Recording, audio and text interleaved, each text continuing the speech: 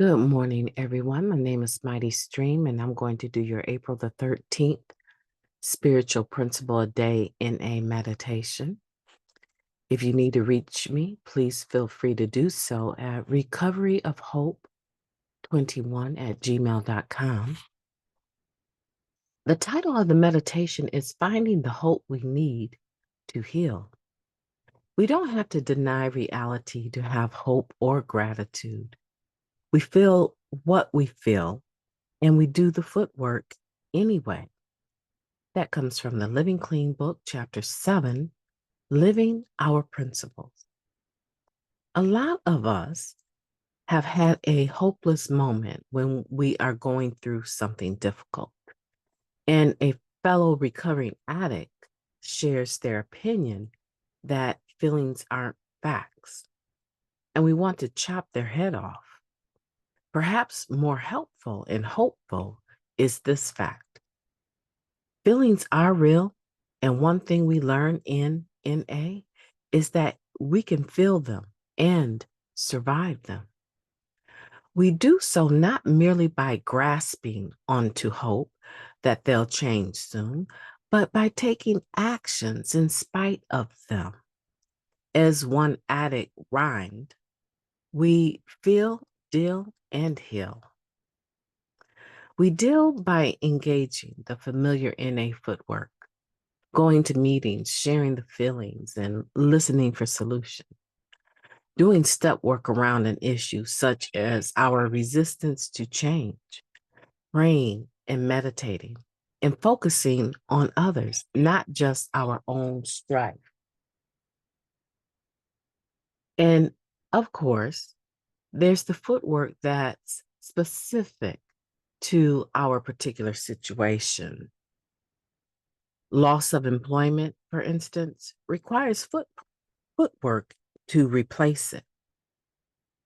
A mental health issue might warrant an appointment with a professional. We retake a course we failed or initiate lifestyle changes to improve our health. We end a marriage. We certainly aren't guaranteed a pain-free life in recovery. And sometimes the footwork is painful too. Hope is a bridge to relief. A fresh perspective, especially when infused with gratitude and hope, helps us heal. When we've lost that job, many of us will go down the road of fear and self-pity. Taking a moment to shift our perspective to one of gratitude, I have come so far, and hope there are other opportunities out there for me.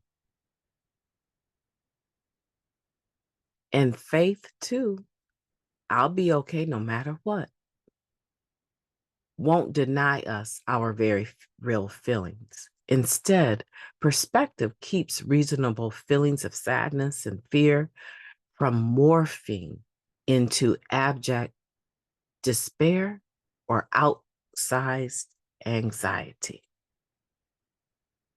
We don't wait until the fear has gone, or the stress or anger or sorrow before we get back on the path. The feelings might still linger, but we're moving, letting change happen, even taking risk. We're healing. I may not like where I'm at right now, but I can still be grateful. I can deal with my feelings by working a program and striving to change my perspective. Through NA and in my relationships with fellow addicts, I find the hope I need to heal. Let's take a moment of silence, followed by the we version of the Serenity Prayer. Moment of silence now, please.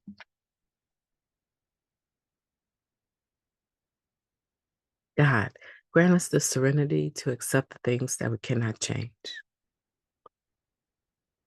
the courage to change the things that we can, and the wisdom to know the difference. just for today, please and thank you.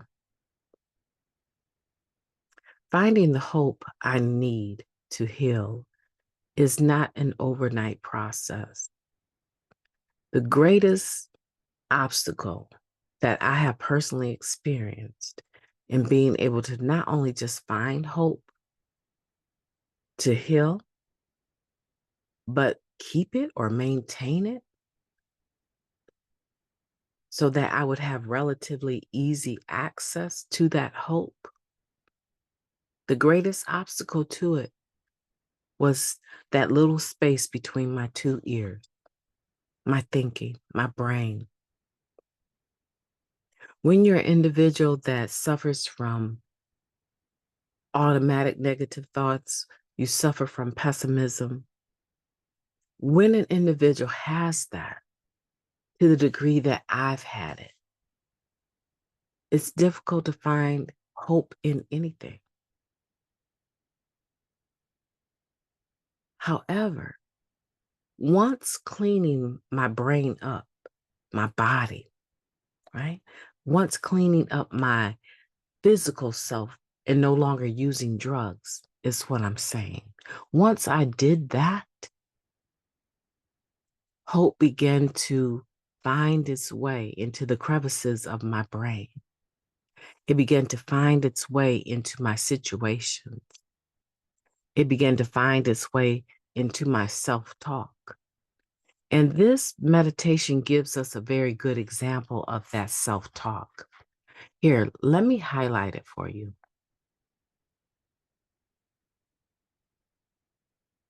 Taking a moment to shift our perspective to one of gratitude. I've come so far in hope. There are other opportunities out there for me, and faith too. I'll be okay no matter what. It doesn't deny what I'm feeling. It just puts it in its proper place. It makes those feelings of sadness and fear right-sized so that they're not so huge, so large with this impending doom. And the way that I began to do that was remaining honest, open-minded, and willing.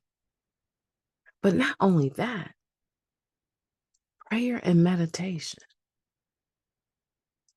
I don't know where my life would be without it. Today, I want you to find hope in all of your routines that you have established for your recovery. However, I want to make sure that you have a form of meditation that you use that quiets and stills the mind, and focus on positive thoughts, focus on positive energy. I've often said when I meditate, it's almost like having a power nap.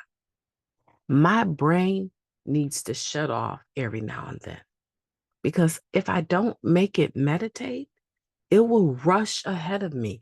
It will race ahead of me. It will move into the future and bring back to me fear of the future. It will paralyze me to the point where I cannot act at all because I've overanalyzed all of the possibilities that I've become exhausted to take action or too fearful to make the wrong move. Meditation is my friend, and I hope that it becomes yours as well. My name is Mighty Stream. I've enjoyed talking to you, and I hope that you have the most beautiful day. Do that. Have the most beautiful day on purpose, no matter what. Acknowledge your feelings, but remain hopeful. Have enough hope already available in your tool belt, ready to help you heal and deal in any situation. Talk to you soon.